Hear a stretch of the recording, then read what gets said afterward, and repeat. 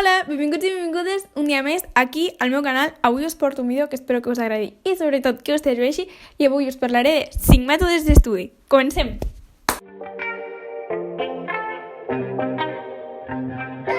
Encara no saps quin és ben bé el teu mètode d'estudi, et recomano que em vagis provant diferents. Potser el que funciona a mi et funciona a tu, o el que et funciona a tu no funciona a mi, o el que funciona a mi no et funciona a tu. Crec que això ja ho he dit. Bé, que potser el que funciona a mi no et funciona a tu, però si tens establert ja el teu mètode d'estudi i et va superbé, ja està. Però si vols provar coses noves perquè encara no has trobat ben bé o penses que pots millorar la teva manera d'estudiar, doncs et recomano que segueixis aquests consells. El mètode és el mètode Pomodoro, segur que molts n'heu sentit a parlar. Consisteix en treballar durant un període de temps i descansar un període de temps curt.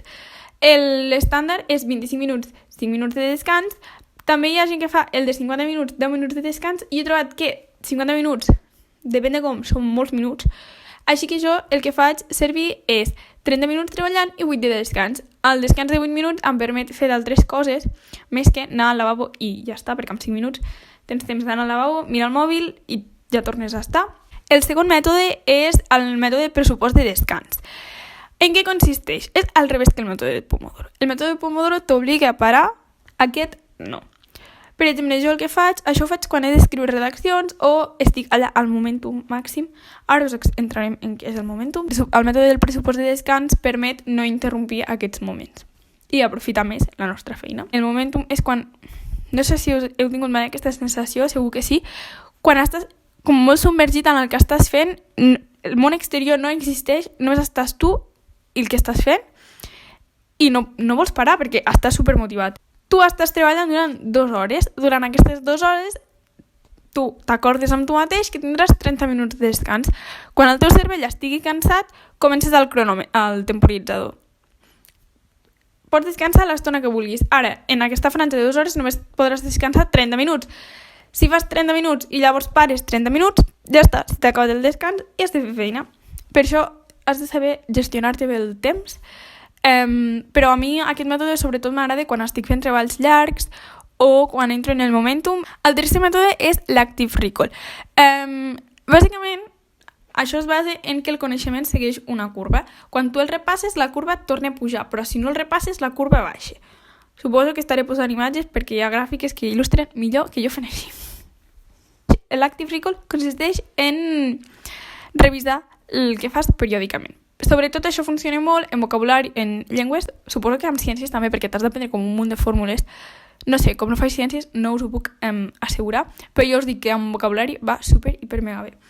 Bàsicament, això consisteix en marcar-te uns dies per tornar-ho a veure, però ha de ser uns dies concrets. I això hi ha diverses aplicacions que ajuden a aconseguir-ho. Us en parlaré de 3, però són com 2. Les aplicacions que us poden ajudar a seguir aquest mètode d'estudi són Anki, que està per l'ordenador, també està pel mòbil. No la faig servir molt perquè no m'acaba d'agradar, però sí que hi ha molta gent que li va bé i també us en volia parlar. És com unes flashcards i llavors, depèn de si tu saps o no, t'ho va ensenyant el dia següent, als 10 dies, als 5 dies... Total, que et fa l'Active Recall, ell sol et fa els càlculs sols i així no has d'estar pensant. I després, l'altra combinació, que és la que faig servir jo, és la de Quizlet més Remember. Us estaré deixant els noms per aquí les aplicacions. Bàsicament, el Quizlet és per fer les flashcards, que també us ho podríeu fer a mà, però no sé. Si us agrada fer flashcards a mà, feu-les a mà. Jo les faig totes amb el Quizlet. A sobre, és que el Quizlet és Déu salvador de batxillerat. El quart mètode són les fitxes d'estudi, fitxes resum. Jo això ho vaig aprendre en un vídeo de la Isadora Vera. Us ho deixo aquí baix perquè ho explico superbé. Jo m'ho he adaptat bastant. Bàsicament, jo tinc el llibre de text o els apunts que prenc a classe. Després, això ho passo amb un altre document i ho organitzo a la meva manera.